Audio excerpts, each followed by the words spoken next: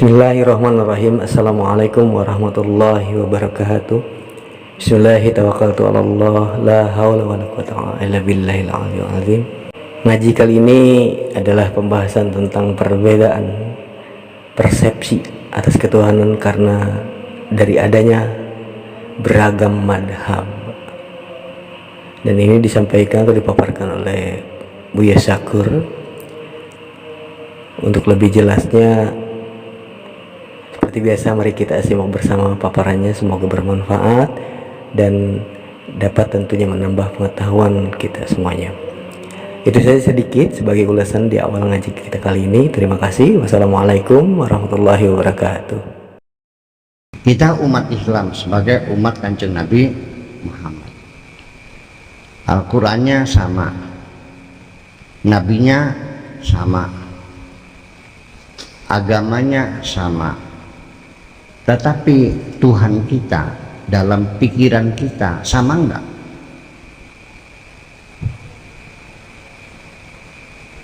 Ada Murji'ah, ada Jabariyah, ada Qadariyah, ada Mu'tazilah, ada Ahli Sunnah wal Jamaah, ada Syiah, ada Wahabiyah, ada Ibadiyah, ada bermacam-macam. Tuhannya berbeda-beda dalam persepsi mereka. Menjadi masalah nggak?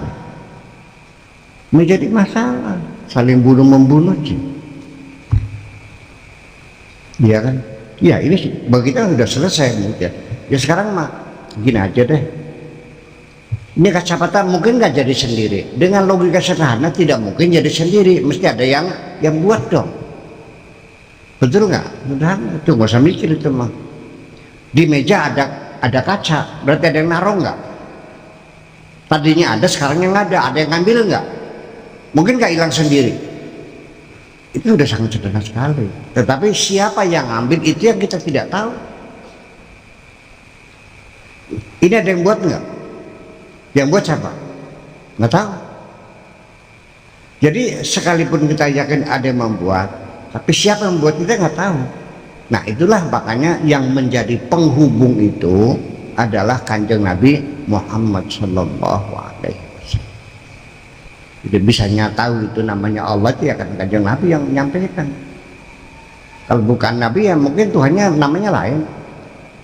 Mungkin Wiwitan, ya kan gitu. Mungkin Gandarwo, mungkin Kuntilanak namanya dan sebagainya. Sesuai dengan penamaan masing-masing. Makanya kita perhatikan antara ahli sunnah dengan Mu'tazilah. Masalah sepele, masalah Al-Quran. Ini Al-Quran. Kata Mu'tazilah, Al-Quran itu makhluk. Al-Quran itu kalamullah, sama sepakat. Kata Mu'tazilah, Al-Quran kalamullah. Kata Ahli Sunnah wal Jamaah, Al-Quran kalamullah. Turunnya kepada Kanjeng Nabi, sepakat. Mu'tazilah mengatakan Quran diturunkan dari Allah kepada Kanjeng Nabi. Ahli Sunnah juga sama. Bahasanya Arab ya sama. Ya, tanpa suara, tanpa huruf sama. Kalamullah ini dicipta oleh Allah atau zat yang melekat pada zat Allah. Di situ persoalannya. Paham nggak? Kalau ahli sunnah wal jamaah, kalamullah itu kaunuhu mutakalliman itu artinya kalam itu sifatun qadimatun qaimatun bidzatihi, sifat yang melekat pada zat Allah yang tidak terpisahkan, kan gitu. Mu'tazilah enggak, kalam itu dicipta sebagai makhluk. Tadinya Allah tidak ngomong, terus Allah ngomong, berarti kan dia mencipta omongan. Hanya masalah itu, korbannya 10.000 Mu'tazilah dibunuh-bunuhin sama Ahli Sunnah wal Jamaah. ya kan? Masalah qadar dan qadar, Allahnya ya sama, sang pencipta yang sama, tapi kekuasaannya sejauh mana berbeda lagi.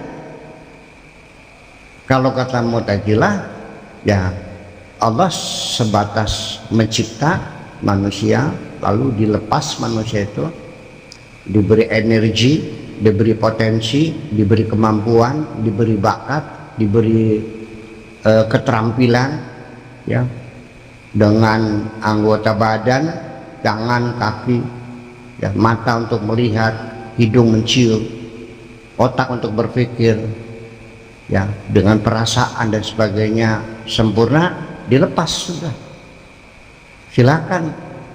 Lalu akhirnya manusia apapun yang dilakukan adalah berdasarkan pilihannya sendiri. Allah menyuruh beriman, melarang kufur. Kalau dia nurut dibayar, kalau nggak nurut disiksa. Jadi kata Mu'tazilah, ya tidak boleh Allah menentukan segala-galanya, namanya tidak adil. Kalau kafirnya, kufurnya, imannya ditentukan oleh Allah, lalu manusia disuruh beriman, apa artinya? Kalau orang itu nasib baiknya, nasib buruknya, ya kan, kayanya, miskinnya, penyakitnya, semuanya Allah menentukan, apa artinya Allah menyuruh kita berbuat baik kalau Allah sudah menentukan kamu jadi copet? Jadi manusia bertanggung jawab dan Tuhan melepaskan manusia bebas memilih. Itu saja persoalannya. Ahli sunnah tidak, Jabariyah tidak, bahwa kita ini semuanya ditentukan oleh Allah semua. Dari mulai lahir sampai mati semuanya kita hanya menjalani keputusan Allah sesuai dengan skenarionya. Kalau ahli sunnah ada ketentuan, ada kepastian, ada keputusan Tuhan, garis nasib kita sudah ditentukan, tapi ada yang mubram, ada yang ghairu mubram, ada yang final, ada yang bisa direvisi. Yang benar mana? Itulah yang jadi persoalan, bahwa kalau sekedar membuktikan ada yang mencipta, ya sudah, akal sudah juga bisa. Tapi ketika kita mendalami tentang keyakinan orang-orang Islam tentang Tuhannya sendiri juga berbeda-beda. Kenapa demikian? Ya karena ilmu kalam, ilmu tauhid, ilmu akidah, ya kan, ilmu teologi dan sebagainya, itu kan tidak murni dari Al-Quran seperti itu, tapi hasil interpretasi penafsiran para ulama orang Islam sendiri sepanjang sampai sekarang 1400 tahun. Sekarang terus masih bergerak dan bergulir, dan persengketaan juga terus berkembang. Itu yang jadi masalah, betul nggak? Jadi kita mesti mengerti persoalannya bukan persoalan yakin atau tidak adanya Allah, tidak. Ini persoalannya substansinya apa, itu yang jadi persoalan. Jadi pertanyaan kita, mungkin nggak ketuhanan dalam Islam itu dirumuskan bersama Syiah, Ahli Sunnah, Jabariyah, Qadariyah, Wahabiyah, ya kan, Nahdiyah, Waliyah. Ya artinya kan kita ini kan tukang ziarah kubur, betul nggak? Kok oleh Wahabi disebutnya musyrik? Kita orang Islam juga tahlilan kan, kok bidah? Betul nggak? Jadi kita tidak selesai sampai kepada meyakini ada Tuhan. Kesananya masih tetap berbeda lagi.